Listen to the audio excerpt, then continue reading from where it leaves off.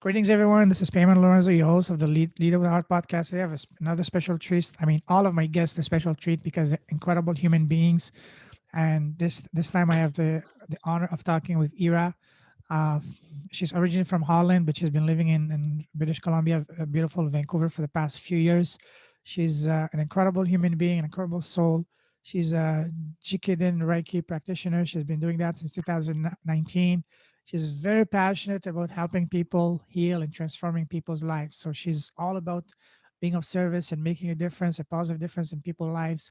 And that's how we connected in a group called the Serving Circle, which is all about incredible human being doing building businesses and being of service and helping. So it's an honor. We're going to be talking about that today. Ira, my friend, welcome to the show.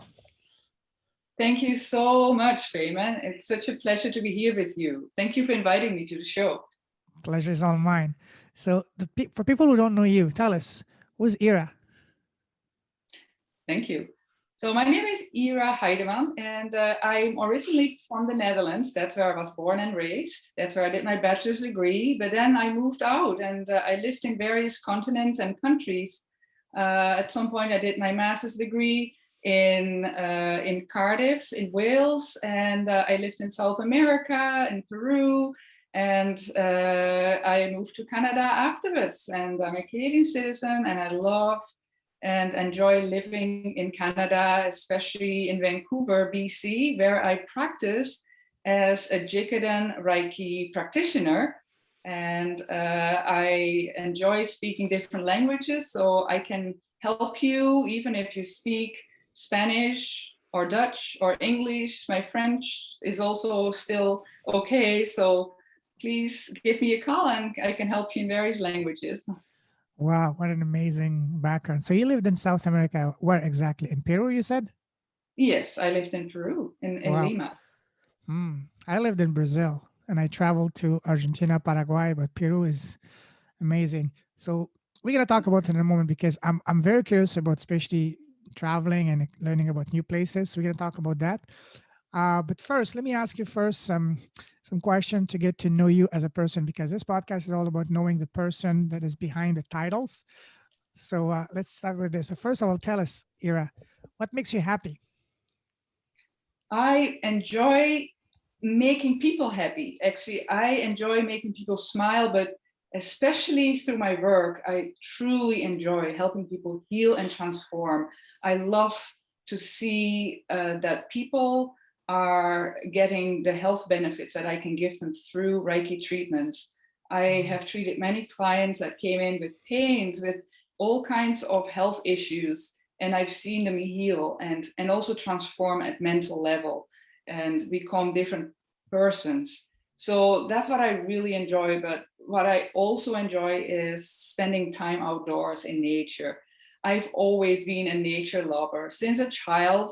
I was outside a lot. I lived really close to the forest. I would go cycling, walking, hiking. We would often go for a picnic in the evening. My mom would prepare sandwiches and we would do a picnic in the forest, and that would be our dinner. And that was so enjoyable, listening to the birds, being under these magnificent big green trees. So my mother really instilled the love of nature in me, and I still feel very connected to nature. And even during the day, if I have a moment, I go out for a walk just to breathe in this vibrant energy that nature gives us. Being immersed in a green environment, trees, grass, everything green gives us this really positive healing energy. And yeah, it's that energy, actually, that universal energy, that I am able to channel to my clients. It's the same kind of energy that helps you heal through Reiki treatments. So yeah, nature is very important for me and my life. Yeah, and speaking of nature, I don't think you could have chosen a much better location in the world than Vancouver because you're blessed with all the beauties around you. You have the mountains, you have the ocean. It's an incredible place. Absolutely. I am so thankful to be living here every day. Hmm. I I'm thankful for, you know, this beautiful place and the nice people, the great neighborhood. Yeah, it is definitely amazing. You can just be on the beach or in the mountains all in the same day. It's just magnificent. And you Thank can you. see the mountains from the beach, and you can see the beach from the mountains too. Eh? Yes, I can even see the mountains from very close to home. It's just Oh wow, really amazing. awesome! Yes. Now tell us, what makes you smile? What makes me smile? That's a very good question. What makes me smile is a good joke, making fun. I love to have, you know, just to have a fun time with my kids. I love to dance, and then I can make my kids laugh, and it just really, it's so much fun having this interaction, and so that really makes me laugh. But I like good jokes, and yeah, I like to see people smile, and when people Mhm. smile, I also smile because that makes you happy. Smile is positive energy, so it's very beautiful. Absolutely. That's one of my favorite questions to ask because, for me, in my opinion, smiling and laughing is one of the most powerful medicine, probably the most powerful medicine in the world. Because, you know, I read a quote not long ago that said that if every doctor in the world were to prescribe just 1 hour of mandatory smiling and laughing to everyone in the world, within 30 days, 95% of all the diseases would be gone because most of the diseases are caused by the number one cause of diseases is stress. And if you smile, if you laugh, that takes away the stress, that makes the environment hostile for stress. And that basically will help you heal and pretty much most of the diseases. And also because the smile and laughing is the most powerful business card, you know? When you I'm sure you've been to many events, conferences, business meetings. You've at the end of it, you had a whole stack of business card, and by the time you get home, you had no idea what that card is, you know.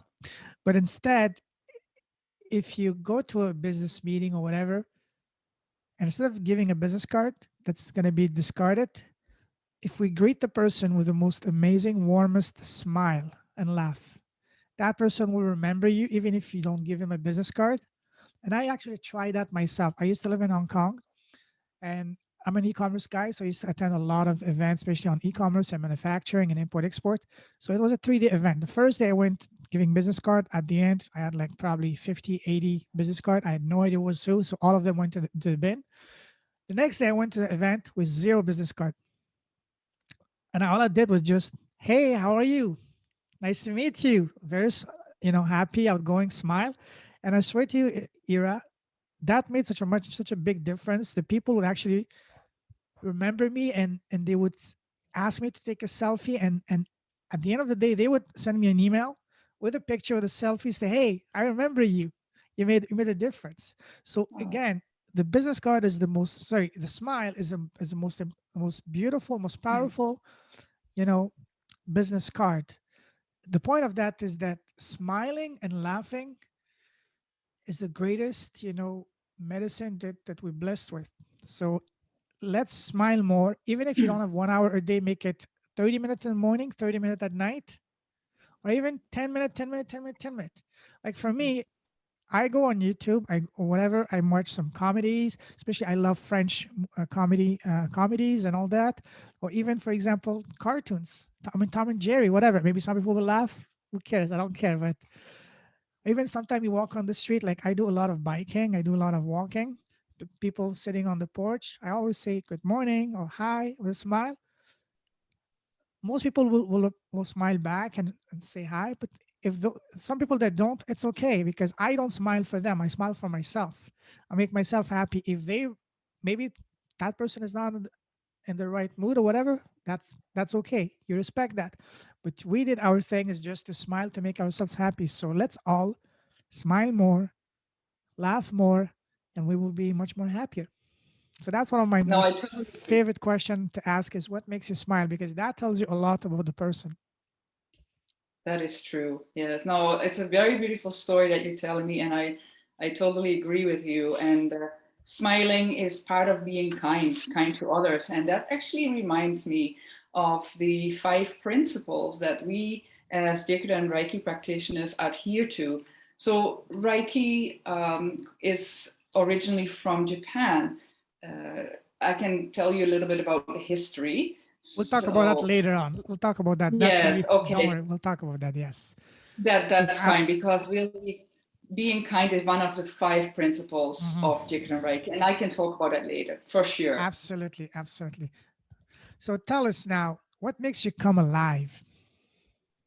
What makes me come alive? Good question.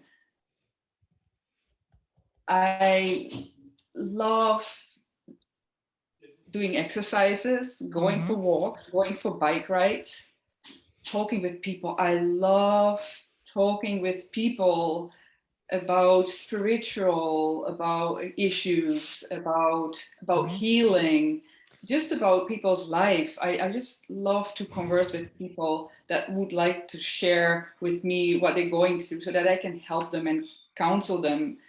That's what I really that makes, you know, that makes me alive and happy. Wonderful. Love that. Now tell us, what makes you sad and angry? What makes me sad? And angry. Yeah, I just try not to be angry at all. I always try to see everything in life Mm-hmm. from a perspective of distance. So I do try not to be angry because there's always a reason for things to happen. Everything in life happens for a reason. Mm-hmm. Even if you go through really difficult parts in your life, challenges, they Totally. happen to you because they teach you a life lesson. So what does make me sad is if my loved ones, my family members or close friends undergo severe illnesses. That makes me sad and worried. Absolutely. Absolutely. So that's probably the best answer to give you with regards to that. But if somebody else is angry with me, I try to understand what they're coming from and try to stand in their own footsteps Mm-hmm. and try to be compassionate and understand, you know, what they're dealing with. And by doing so, just being calm, you can sort of transmute that low energy of angriness and Mm-hmm. calm down a person. That's, you know, what you hope for. But yeah. Absolutely. Mhm. I agree with you. I totally agree because it's this, as I told you when we had this talk just last week, is that I've had a spiritual awakening of the past year. And before I used to say, whenever something bad happened, why me? Why do I deserve this? Why is this? And try to be a victim. I mean, being a victim and being, angry and all that. But now that spiritual awakening has allowed me to take a higher step and look at things from a higher perspective and ask yourself, what is this trying to teach me? What is the lesson to be learned here in any situation? Even something as tragic as, having someone in your family battling a disease and passing away. The old me would have said, why me? What did I do to deserve this? But then now I see, okay, so what is the lesson here? What is life trying to teach me? Because we all here, this life and this earth, it's like a school. We come here to learn lessons, and we learn lessons through experiences, through things that they don't happen to us; they happen for us, to Mhm. teach us, to help us grow at the higher level. Because ultimately, we are, eternal beings having a temporary, physical experience. Just like you go on a piece of theater on the stage, you play a role. You try your best to play that role. Once the play is over, you go back in behind the scenes and you prepare for the next play or whatever. It's the same thing here. We're all here to learn to become the best at the role that we decided, that we chose to play, in order for us to learn the lesson that we wanted to learn, so that we can grow at a higher level. So that really allowed me to not only to overcome that very difficult time that I just went through, but also now is allowing me to see things from a much, much, much higher perspective. So I totally agree with you. Thank you, Damon. Very welcome. So let me ask you now, what scares you? That scares me. Heights. I I don't like heights. So I don't like standing on a really tall ladder. That scares me. You're not afraid of planes? No, flying is different, but Okay. just standing on a really tall, slim ladder, yeah, that scares me a bit. I'm sure, I'm not sure if you're familiar with that. Do you follow football? Not really. There is a very famous Dutch player, Dennis Bergkamp, one of my favorite player, and he had a major issue. He could not stand flying. So whenever he was playing professional football at the highest level. He was playing for Arsenal in London, England. Whenever he had to play a game for other teams in Europe, he would always either take the boat, take the train, or the car. And when Okay. Holland went to the World Cup in '94, he didn't fly from Holland to the US. He took the boat. Wow. That's pretty amazing. I know. But it's an interesting, you have a really interesting experience traveling that way. Traveling by train Oh is very yes. beautiful. Traveling by boat, by ferry is a beautiful experience. It takes more time, but honestly, yeah, it's Yeah. definitely gives you different perspective and time to think as well, right? It's one That's thing if you do it. It's one thing if you do it once a month or once or twice a year. But if you do it professionally, 2 3 times a week, you get tired of it pretty fast. You know. absolutely, yes, that's true. Wow, that's interesting. So it's good to know that you're not afraid of flying. Okay. Okay. No. So tell us, what is your personal superpower? Mm, the moon. I love observing the moon. The moon is my superpower. Wow. It's calming. It gives spiritual energy.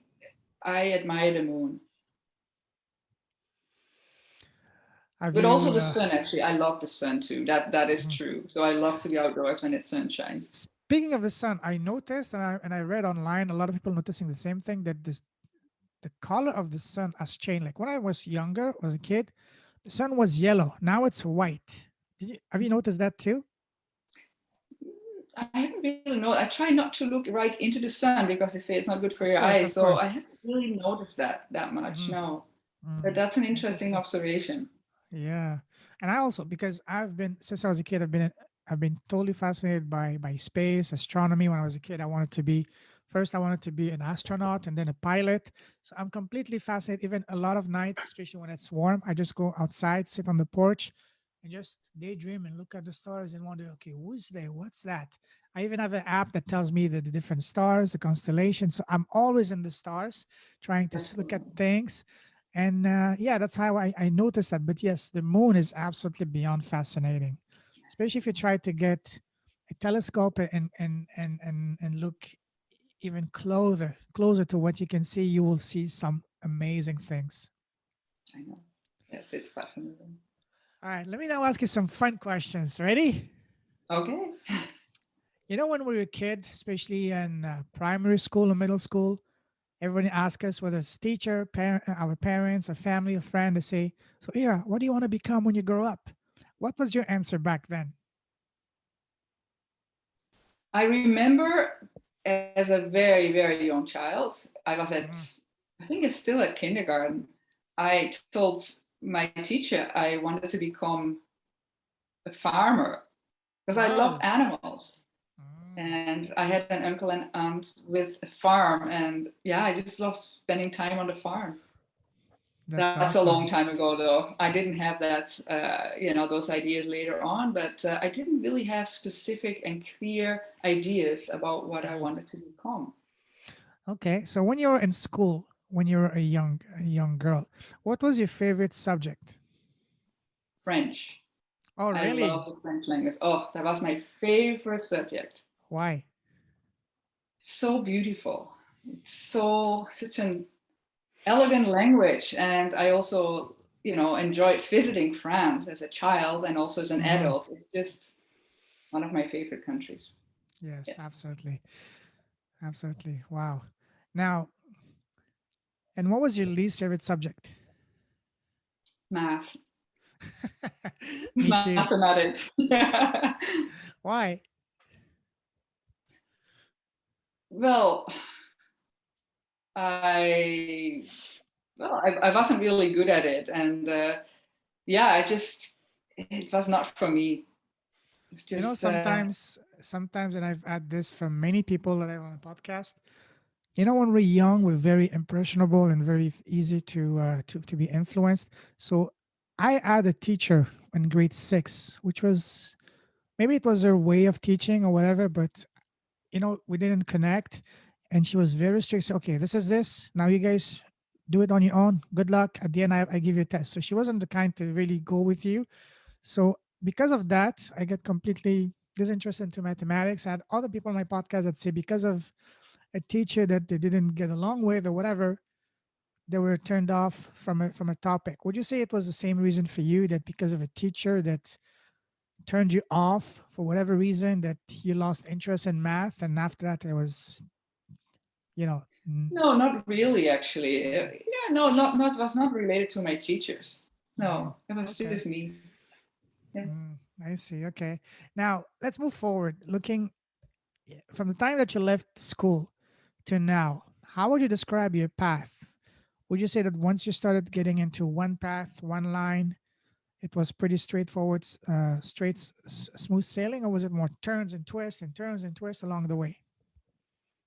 My path has never been linear. It's always had a lot of turns and tails, and so yeah. So it's been an interesting journey, I would say, with lots of life experiences, lots of travel and learning and It's more from challenges. that way, Yes, because was linear would be completely boring. You know what I mean? exactly. Yes, and I always enjoyed traveling, and so that made me, Mm. make a decision to move away from the Netherlands. It was easier for me because I enjoyed exploring new places. Yes, So traveling is pretty big among the Dutch. It's been historically, the Dutch have been very big adventurers. And I've traveled a lot. I've met a lot of Dutch people all around the world, whether when I was living in Brazil, wasn't living in China, in Hong Kong, in the Philippines, in Thailand. Everywhere I go, there was Dutch people around because they were just always travelers. that's true. And I've heard a statistic saying that there's as many Dutch living in the Netherlands as there are in other parts of the world. Wow. No, that's a Yeah, big one. yeah. I'm not surprised because I've seen a lot of, I mean, it's in the Dutch DNA because the Dutch have been great explorers, adventurers throughout history, so and it Yes. continues today. Yes, and I have to say there's a pretty big Dutch community here in Vancouver, and I'm, for example, part Really? of the Dutch Business Club. And Wow. yeah, it's great getting together with the members. We all have very diverse, businesses, but it's a great group of people. Yeah. I can imagine. So you said you lived in Peru. What took you to Peru? My husband, Oh, okay, that's a good reason. yes, Yeah. yeah, my husband and I met during our studies, and we decided to move to Peru. Oh That's where wow. he's Why from, Peru? and Oh, he's from Peru. Okay. yeah, he is Peruvian, Oh, so okay, okay. that's how we ended up in Peru, and we spent altogether 5 years living there, living and How did you, working, and then we moved to Canada from there. so what was the one thing that you really loved about living in Peru? The food, Oh the yes. food is so amazing, but Mm-hmm. also the country itself is beautiful. Oh Nature, yeah. history, culture, it's so rich. Mm-hmm. It's a very beautiful country, and the people are also really nice. So yeah, yeah, it was a very special experience living in Peru. And then after Peru, Canada. What took you to Canada? My husband, he was Oh, transferred by his okay. the company that he worked for, and that's how we moved to Canada. We moved to Ontario, and yeah, so that's we lived close to where you are right now. But then we decided later to move west. Okay. So Holland, Peru, Canada. What's next? This is my place to be. I feel so at home here.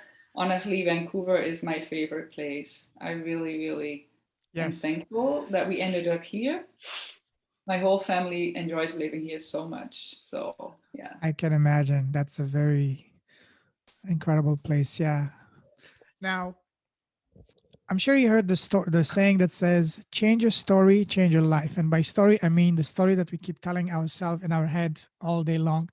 So when you Ira had to change your story, how did you do it? Did you do it through friends, families, mentors, books? So tell us the process how you change your story to change your life or get your life to where you want it to go.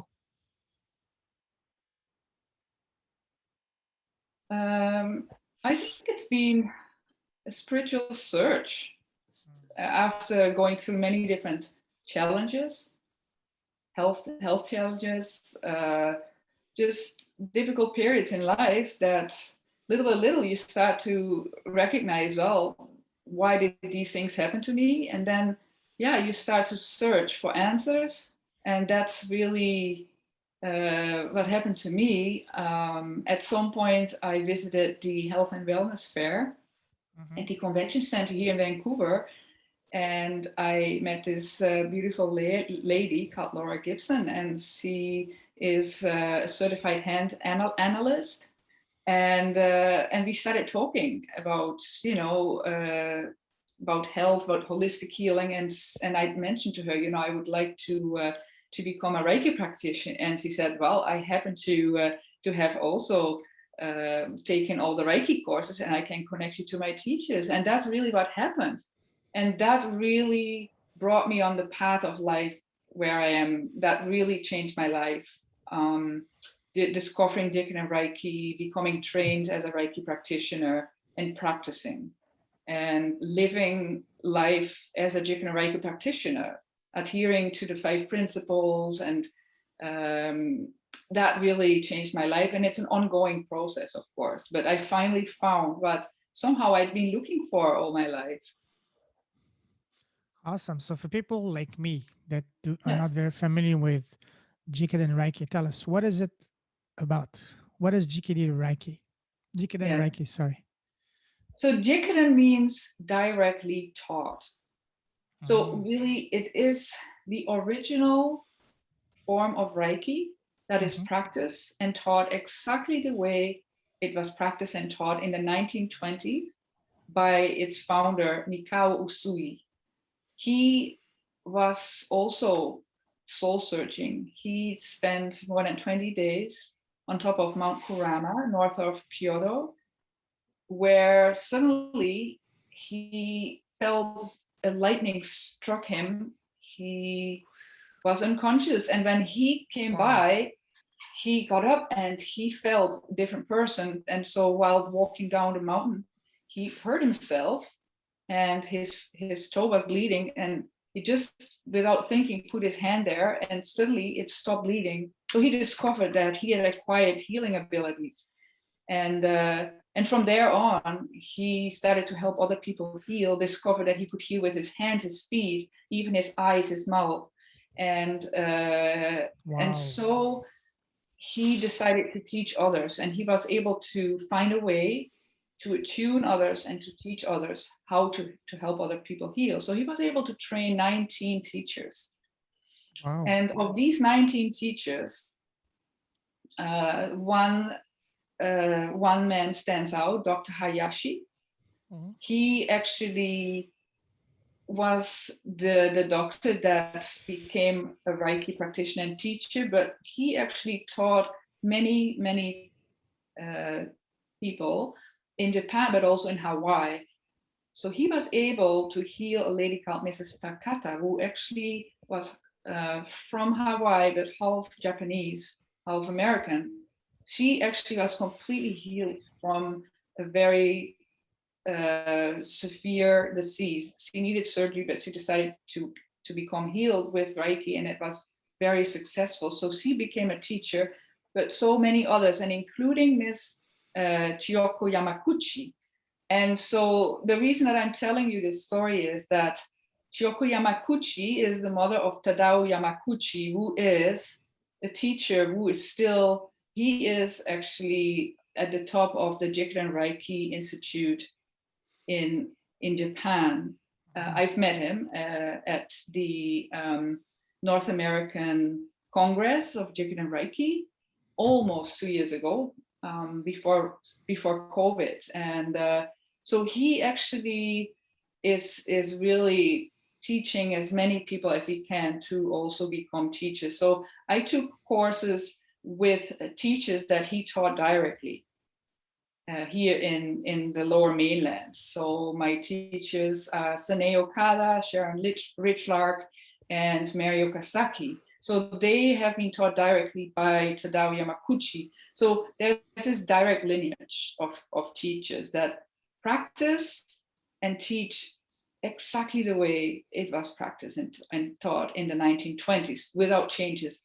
But then Mr. Kata will also learn all of that. So he went back to Hawaii, and then things happen, of course, the Second World War, and after the war and the restrictions. So she wanted to continue healing, but in order to make this acceptable, she had to make some changes. So what she had to do, she changed the practices a bit. So she took out some of the elements, added new elements, and changed some of the elements of the way we practice Reiki. And that's how she continued. And she also taught other teachers in the late 70s, early 80s, and those teachers they spread out through the world. And that form of Reiki that she taught became known as Western Reiki. And you find it under many different names. So if you hear Jikiden Reiki, it's the original form without changes, but all the other forms of Reiki with different names are from the teachings of Mr. Kata and changes that happen afterward. But we all heal by channeling universal energy. And by channeling universal energy to our clients, we assist their body's healing system in healing themselves. As you probably know, our bodies always want to get better if we are sick. And sometimes, through life, there's blockages that develop, energy blockages, so that at some point, we can get an illness or, we get a disease. So with the Jikiden Reiki, with the Reiki energy, which is the universal energy, the system, your body gets, uses that energy to heal itself. It's like supporting your healing system, and also at the same time, by doing that, it improves your immune system, and it affects your own mental health as well. So that's the beautiful thing, that with Reiki, you get the mental and the physical healing. And that's really what Jikiden Reiki does. Fascinating. So how do you tap into that universal energy? Is it something that you learn? Is it something that only some people can do? Or is it something that anyone can do if they know how to do it? Anyone can learn Jikiden Reiki. Anyone. But you do need to take the courses, and you need to become attuned. So really, that's so it's we when we are born, you could say, we have a channel of energy, a channel that can pass the universal energy through our body to help us heal, because babies usually are born healthy, but then at some point in life we get stresses, we get traumas, we get injuries. So many things happen that somehow that channel becomes blocked. So with the attunements you get during the courses, it opens up the channel so that as a practitioner, you have the ability to channel that energy through your body and hands by healing the clients. So everybody can learn it. So for someone that has no prior experience with Jikiden Reiki, how long do you think it would take them to learn before they can tap into that universal divine energy? They just have to take the courses. And how long is the course? It's the first course is the first course, I think, is 3 days. The first course is 2 days. The second course is a full day, but then you have to repeat the courses because there's so much knowledge, so much practice during the course that, yeah, you need to practice it and repeat it many times. And Is that then you have to go to, well, we all practice together in groups too, and then learn from each other. So the more you practice, the more this energy flows. It's, yeah, because you really have to tune into your own body. You have to really relax. You have to, yeah. so is that a form of meditation, like advanced meditation? Yeah, you could say that. When you practice Reiki, when you offer healing, you actually put yourself into a meditative state. You close your eyes while you heal. Okay. That's all. Yes. Very And sorry, interesting. I was wrong about it. It's actually 3 days for the first, and then it's I think a day and a half for the second. But it doesn't matter. It's just it's doable, absolutely. But the repeating is very important. And are these courses need to be taken in person, or can they be done online? Only in person. That is one of the differences between Jikiden Reiki and Western forms of Reiki. I know that some are offered at, online, but Jikiden Reiki is the original form. So there was no computers, more So you than have to 100 years fly. ago. So you have to fly to Japan to be with one of those original, masters to learn from them, or are there teachers in say in Canada, in the US, or in Europe that you can go and meet to learn from them, or do you have to go all the way to Japan? No, so that's why I have teachers that have been trained by Tadao Yamaguchi. And those teachers, there's quite a few in the lower mainland. So I have been taught by these teachers, but yeah, in order for me to become a teacher myself, Shihankaku, that's really my goal. I do need to take a course with Tadao Yamaguchi, and because of COVID, he has not been traveling to Canada. So Sure. I'm really waiting for him to come here so that I can take that training, because I would love to Sure. become a teacher too. Absolutely. Wow, that's amazing. And this practice, what kind of diseases is it best suited to heal? Is it more like mental, stress related, or actual physical diseases inside your body that can be healed with that?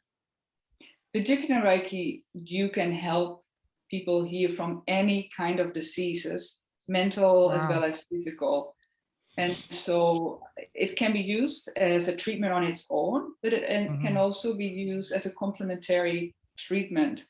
For example, if a client has cancer and, for example, receive chemotherapy or radiation, it can be used as a complementary treatment to actually support the client in what the body is going through during these treatments, by helping the body release toxins that are generating during these treatments, by energizing the body more, and by helping the body heal faster from the cancer treatments.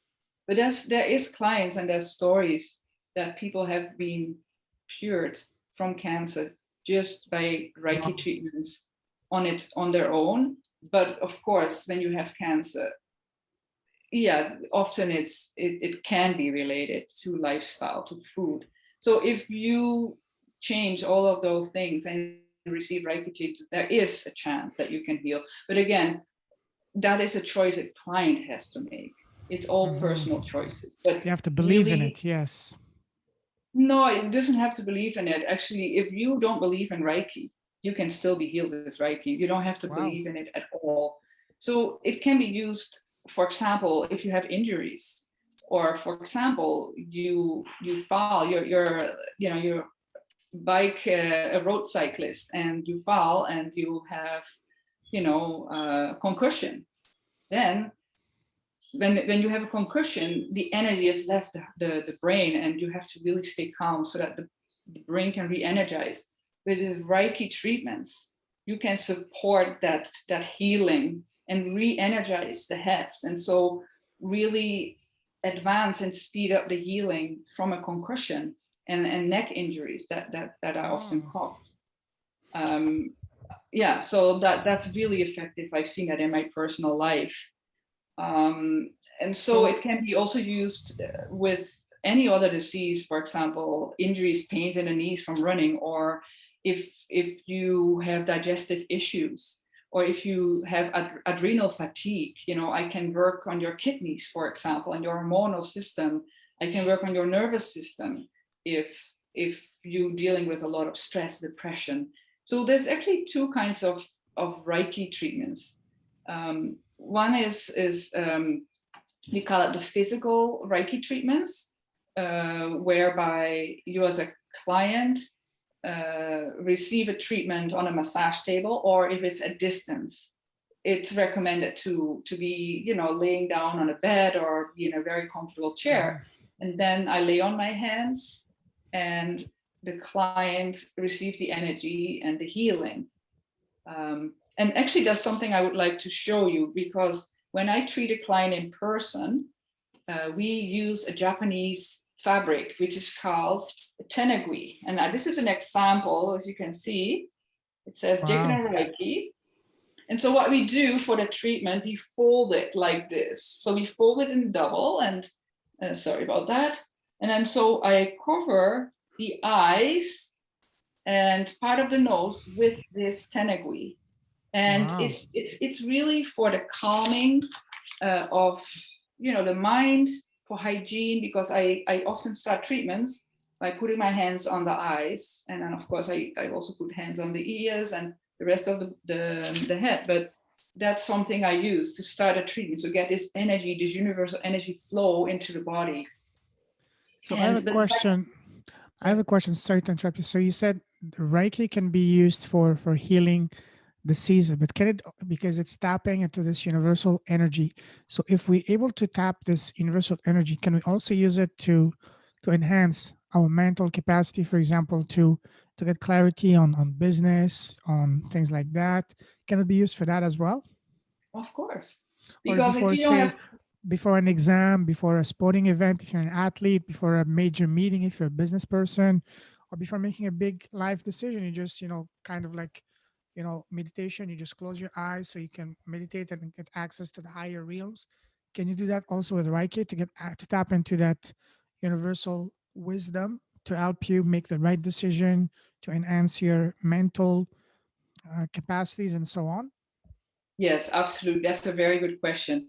Yeah, so during this treatment, we call it a physical treatment, because as to, I will mention the other one after it, you receive this universal energy going through your head, and so it goes to all the areas where there is blockages that can cause you stress, headaches, any blockages in the circulatory system, in your energy system.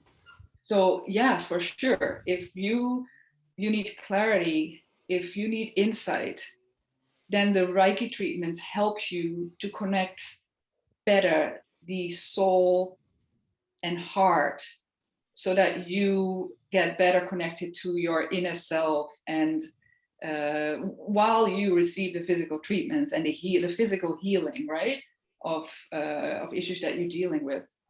But there's always this connection, and definitely even persons that go through grieving can receive a lot of calm, peace, and relaxation by receiving Reiki treatments, and also by acquiring clarity of thought. And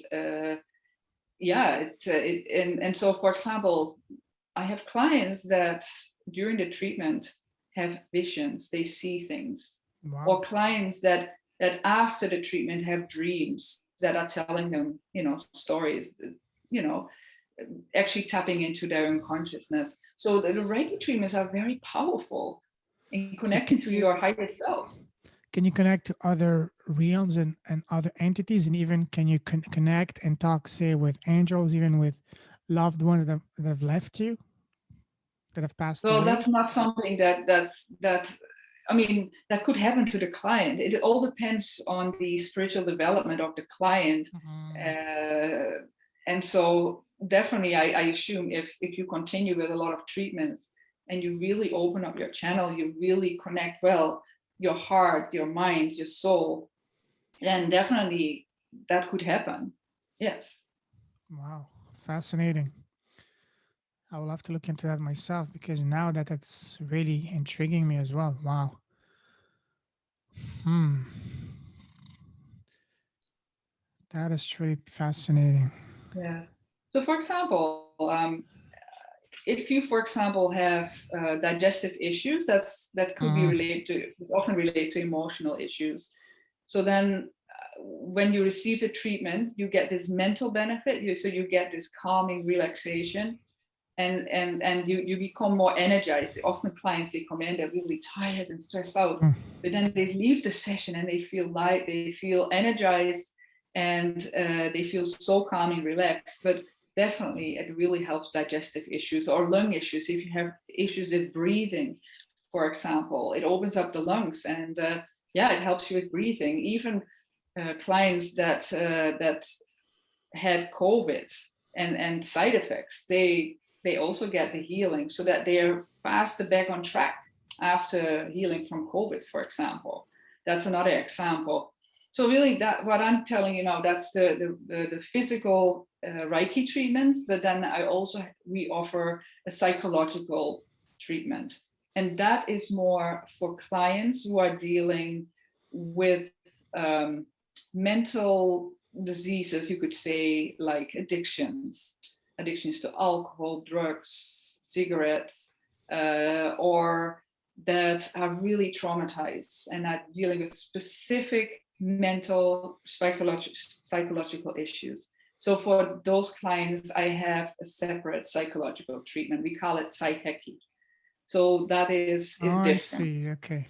Yes. So does that mean that there is different fields inside within the Reiki practitioner that some might specialize in, say, physical healings, other in psychological healings, other in, say, that specialize in helping, say, athletes to enhance their performance, some that can specialize in helping, say, business people, and some even relationship to help with specific areas that can tap into the principles of Reiki to tap into this universal wisdom. So Oh yes.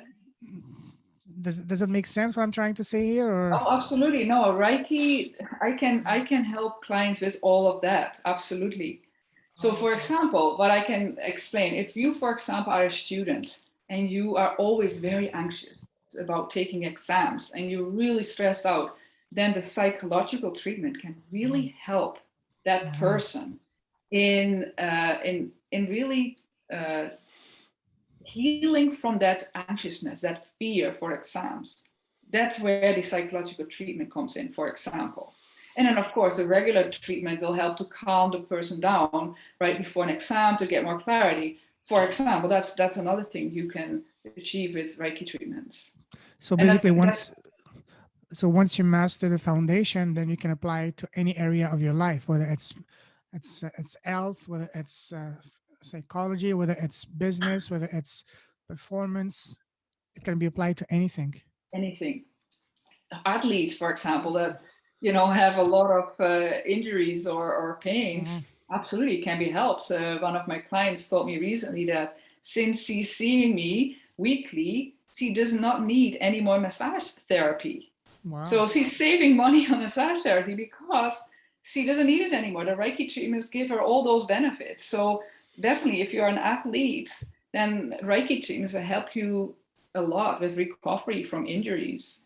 Yeah, absolutely. Wow. It's very beneficial. Reiki is always beneficial, and you can the more treatments the better. But there is no maximum number of hours per week or per day. You can receive Mhm. treatments for hours in a row. I mean, it's only beneficial for your body. It's actually so powerful. The more treatments you get. That's fascinating. That's what I love the most about this podcast is talking with incredible people and learning about things I had no idea and just learn about absolutely fascinating things. Thank you for that. So now tell us about your business. What do you do? Thank you. So my business is called Reiki with Era. Mm-hmm. So with my business, I offer in-person treatments at a very beautiful clinic here in Vancouver. The clinic is called My Rest Acupuncture Studio. So Mm-hmm. I work there as the only Jikiden Reiki practitioner, and my colleagues are all acupuncturists. We offer many different uh, traditional Chinese medicine treatments, including acupuncture, but Trina massage is one of them. But then I work there as the Reiki practitioner.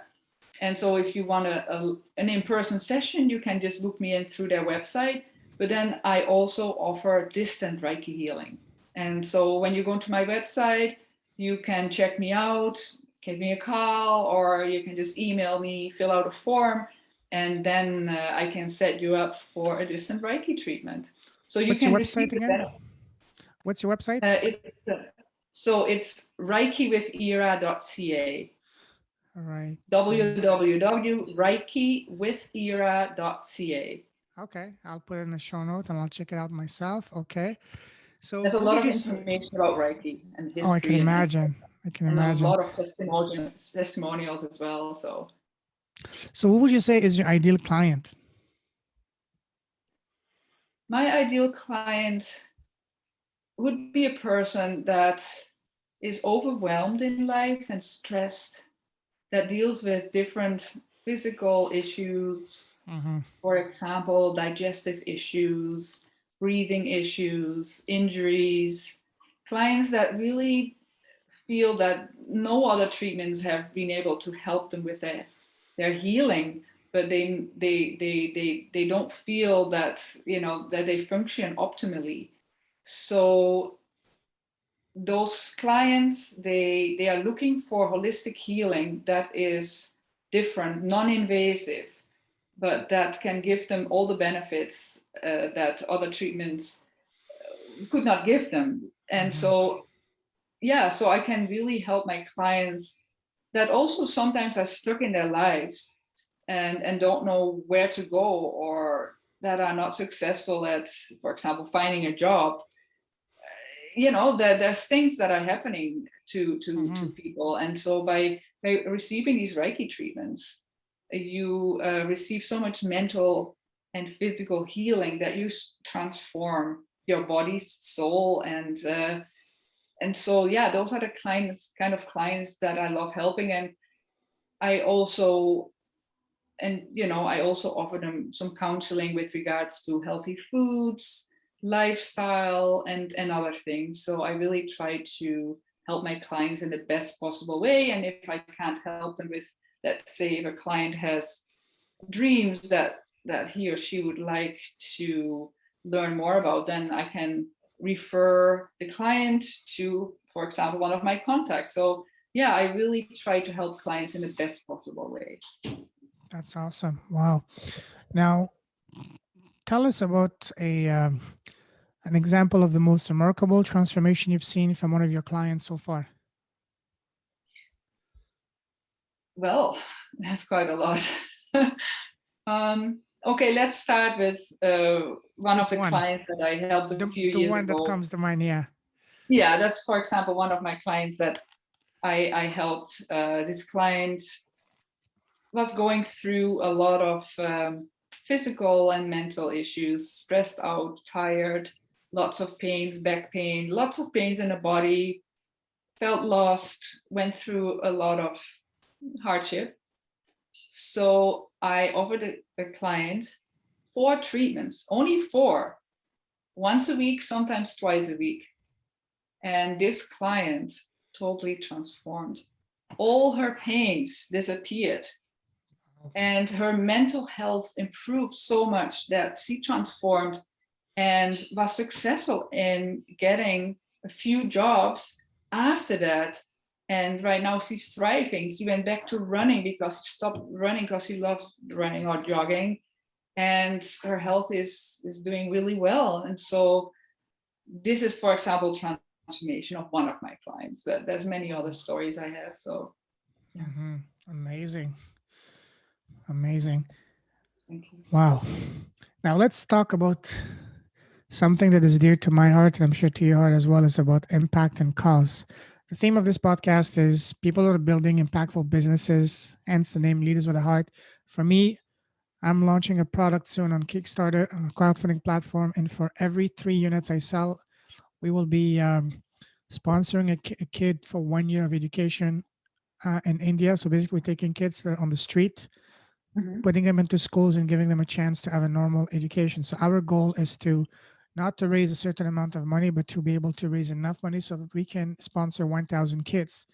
So because for me, any business I get into, it's not about the money, but it's about the impact.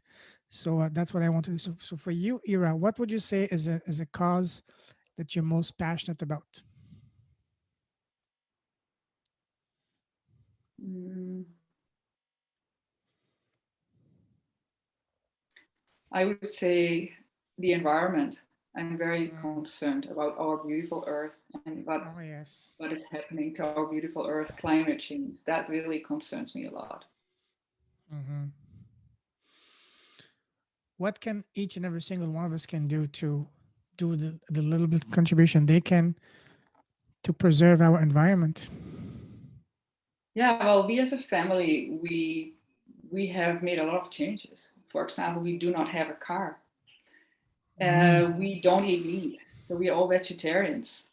So Wow. meat is one of the foods that takes so much from our beautiful earth. To be able to raise a cow, there's so much, or grass needed, but then often cows are fed with maize and with corn and other feeds that are growing on these huge fields of lands that used to be forests. So there's a lot of deforestation. There's a lot of um, carbon dioxide um, sinks that have been Mm. depleted because of that. So yeah, in order to produce meat, you need a lot of water. There's a lot of contamination, and so we don't eat meat. For example, we recycle everything, all the packaging, Same and here. even the plastic bags and the foam containers, if we have them. We usually don't have those, but if we do have them, I collect those.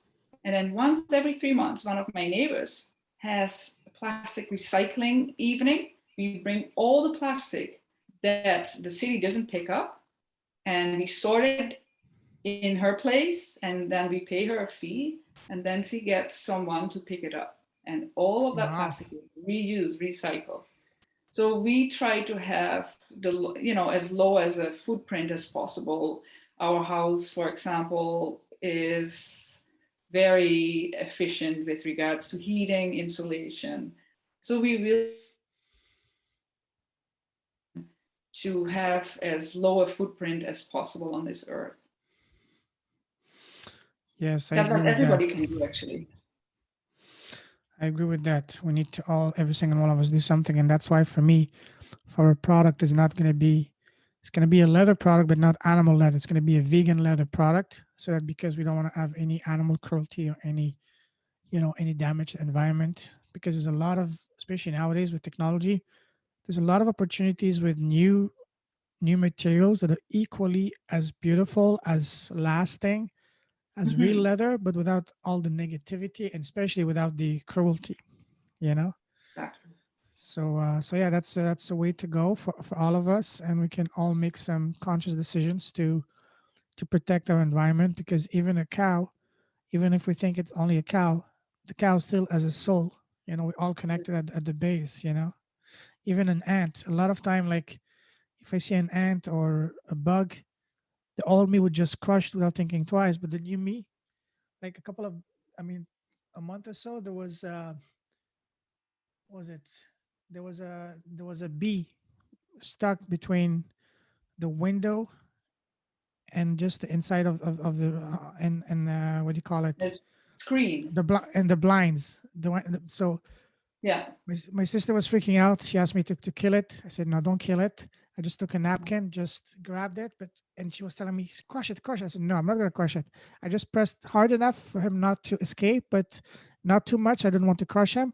I ran down the stairs as fast as I could to the balcony and just released it. That's nice. That's beautiful. So Every every animal has an important role to play in this world. Every plant, we all it's, connected. we all connected. It's an ecosystem, right?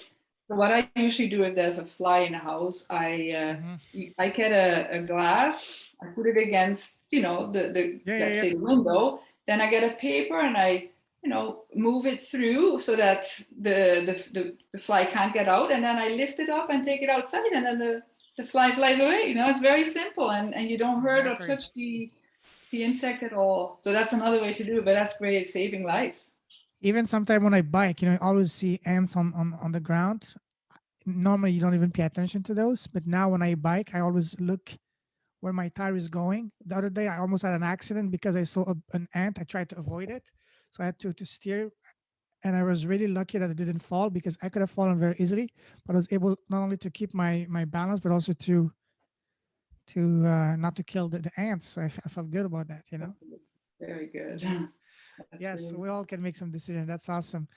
Now, tell me, Ira, how do you want to be? What kind of impact do you want to have? How do you want to be remembered? And by remember, I I would don't like mean to. I don't mean that I'm talking about when you're gone, but even while you're still alive, how do you want to be remembered? What kind of impact do you want to have? I I would like to help people heal and transform their lives. Well, that's what that's the kind of impact I would like to have Mhm. on people's lives. That's And that's beautiful. what I'm very passionate about.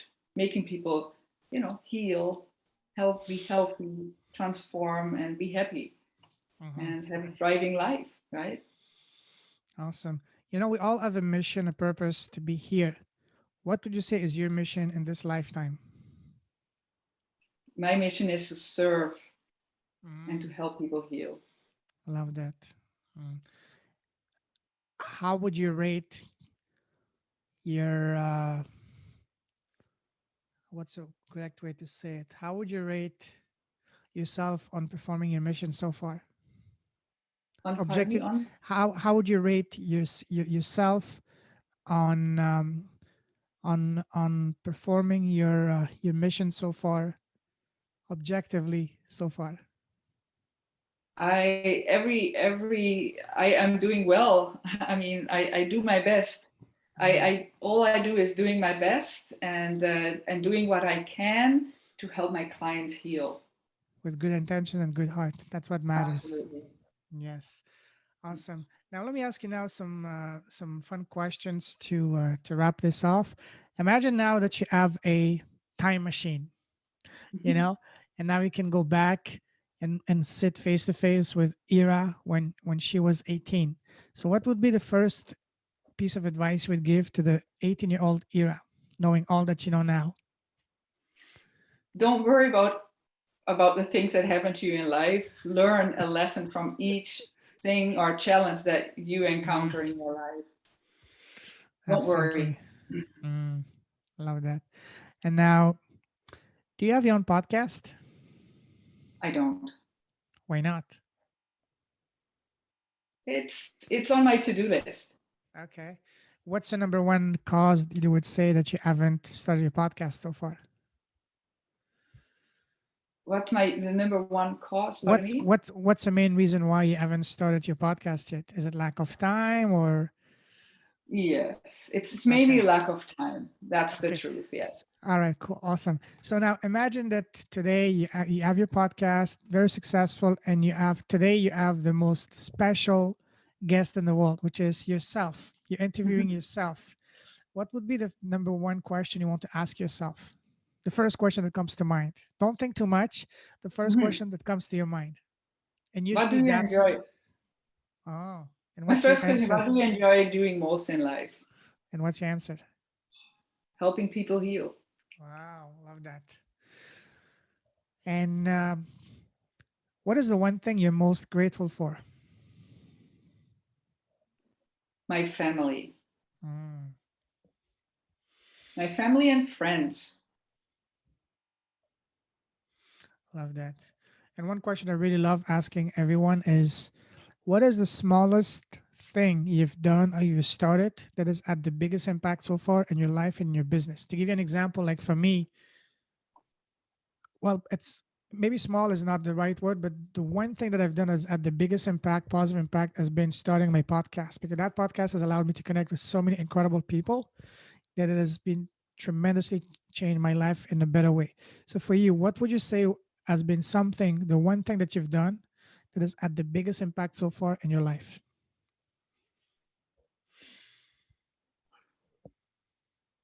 For me, it's simply being a Jikiden Reiki practitioner. That's transformed me, and that's has had the biggest impact in my life and that of others around me. So when you first got introduced to Reiki, was it almost like a, I wouldn't say love at first sight, but like a thunderbolt? Hey, this is it. This is my calling. This is my mission. This is my reason. Did you have this Yeah, kind of exactly. feeling? That's Wow. what I had. Yes. Yeah, it was like it's like coming home. I felt this Wow. this is it for me. This is what I really want. So yeah. That's amazing. Listen, Ira, we can talk for hours. You're an incredible human being with a heart of gold, a beautiful soul. But we're gonna have to wrap it up for now. We might do a follow up in a few months, but for now, we'll have to wrap it up. Do you have any last words of wisdom to anyone watching right now? Any tips? Any? Yes. So I would actually would like to recite the Gogai, which are the 5 principles. I will say them in Japanese and then in English. Wow, awesome. Kyo dake wa ikaruna shinpai suna kanshasta. Kyo o hagame hito ni shinsetsu ni. And what it means is, just for today, don't worry, don't be angry, be thankful, do your duties fully, and be kind to others. Wow. That's what I would like to say to everyone. And by doing that on a daily basis, it will help you be a different person. Thank you Imagine if. so much for the time of interviewing me, Pam. It's been such a Thank pleasure. you. You know, I love this message of that the 5 principle. When I will rewrite this, I will write it down and I will put myself out. Imagine if everyone, and not even maybe everyone, maybe half of, even 10% of the world were to use those 5 principles. Not only use them, but apply those on a daily basis. Imagine how much better the world would be, even if 10% of the people would do it. Even if Absolutely. 1%. Yeah, it's true. These, Wow. these, these words have such positive energy. Words are energy, right? Oh, And yes. so we as practitioners recite this 3 times in the morning, 3 times in the evening. Wow. That's amazing. Wow. Now, if someone wants to connect with you, what's the best way to get in touch with you? The easiest probably is my website, because if you are on my website, you can send me an email or even call me. There's a button you can just click and then it calls my phone. So just go to my website at www.reikiwithira.ca. And Reiki is R. Spell that, please. R. I will spell it. So it's Reiki with Ira is ReikiWithIra.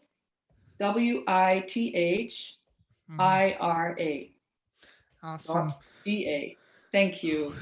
Very welcome. Thank you. It's been an absolute honor, a blast talking to you. Love that. Love your energy. Love your passion. Love your mission. Keep shining your light. I salute you. You're a true leader with a heart.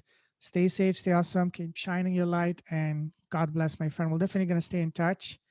Have a wonderful day for you. It's early afternoon for you. So, and a beautiful long weekend ahead of you. So, make the most of it. Thank you very much, my friend. Take care. Bye Thank you bye. so much, Prema, and all the same to you. Enjoy your long Thank you. weekend and thanks again. Very Thanks, welcome. Take care. everyone. Bye bye. Take